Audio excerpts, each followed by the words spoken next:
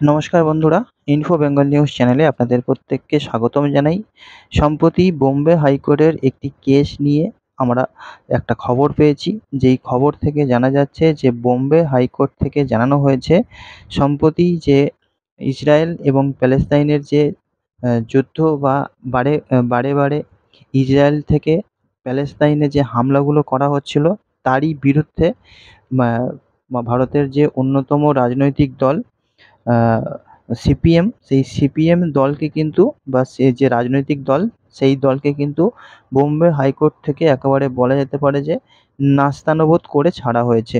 কারণ বোম্বে হাইকোর্ট থেকে জানানো হয়েছে যে গাজা এবং প্যালেস্তাইন নিয়ে কথা বলাটা কোনোভাবেই দেশপ্রেম নয় এবং বোম্বে হাইকোর্ট দেশপ্রেম হতে বলল খোদ রাজনৈতিক দল সিপিএমকে। এবং কোর্ট থেকে বলা হয়েছে যে আপনি দেশপ্রেমিক হয়ে উঠুন এবং এইরকমই একটি মামলা সিপিএমের উদ্দেশ্যে মন্তব্য করা হয়েছে বোম্বে হাইকোর্টের তরফ থেকে।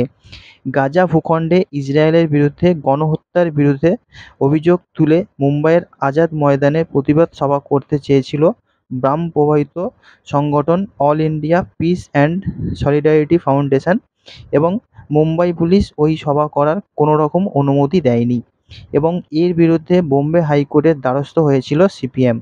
গত শুক্রবার দিন বিচারপতি রবীন্দ্র ঘুগে এবং বিচারপতি গৌতম আনখারের বেঞ্চে মামলাটির শুনানি হয়েছিল।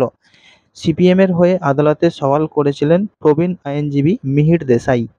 ওই মামলাতে হাইকোর্টের পর্যবেক্ষণ ছিল এমনটাই যে আমাদের দেশে অনেক বিষয় নিয়ে কাজ করার আছে, আমরা এই ধরনের কিছুই চাই না। সিপিএমের উদ্দেশ্যে দুই বিচারপতির বেঞ্চের মন্তব্য যে দুঃখের সঙ্গে জানাচ্ছি আপনারা সবাই অদূরদর্শী এবং আপনারা গাজা এবং প্যালেস্তাইনের দিকে তাকিয়ে রয়েছেন, কেন নিজেদের দেশের জন্য কিছু করছেন না?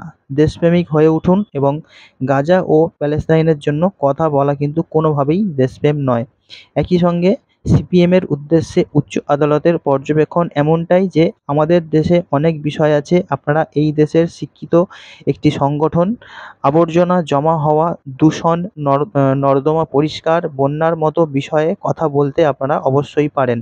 আমরা এগুলির উদাহরণ দিয়ে বললাম মাত্র, আপনারা এগুলো নিয়ে প্রতিবাদ করছেন না, অথচ কয়েক হাজার মাইল দূরে কি হচ্ছে তা নিয়ে প্রতিবাদ করছেন। সভা সংক্রান্ত সিপিএমের পুলিশের বিরুদ্ধে করা আর্জিও খারিজ করে দিয়েছে বোম্বে হাইকোর্ট এবং বোম্বে হাইকোর্টের এই পর্যবেক্ষণের নিন্দা করেছে সিপিএমের প্যালিট ব্যুরো।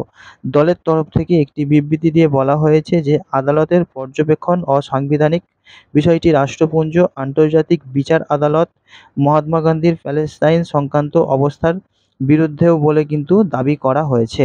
তো এখানে সিপিএম যাই বলুক না কেন, তবে বোম্বে হাইকোর্ট যে সিপিএমকে সপাটে একটি চাপড় মেরেছে তা কিন্তু আমরা একেবারে বলতেই পারি। কারণ দেশের মধ্যে এইরকমই একটি দল যারা আমাদের দেশের বিভিন্ন দেশের স্বার্থে কিন্তু কথা বলে না, সেখানে কয়েক হাজার মাইল দূরে ইজরায়েল এবং যে গাজার সংঘর্ষ, সেখানে গাজার যে এখন ক্ষতি, তাদের যে দুঃখ, সেই নিয়ে এদের এখন ফেটে পড়ছে। তো আমি পার্সোনালি অবশ্যই বলবো সমস্ত শ্রোতা বন্ধুদের জন্য, যে দর্শক বন্ধুদের জন্য, যে বোম্বে হাইকোর্ট সিপিএমকে যে একেবারে গালে থাপ্পড় মেরে যে কথাগুলো শিখিয়েছে তা কিন্তু একদম সঠিক হয়েছে। আপনাদের কি মন্তব্য রয়েছে অবশ্যই আপনারা কমেন্ট করে জানাতে পারেন। তো বন্ধুরা, আপডেট ছিল এই পর্যন্তই। দেখা হচ্ছে আপনার সঙ্গে পরবর্তী ভিডিওতে। ততক্ষণ সবাই খুব ভালো থাকুন। Good bye.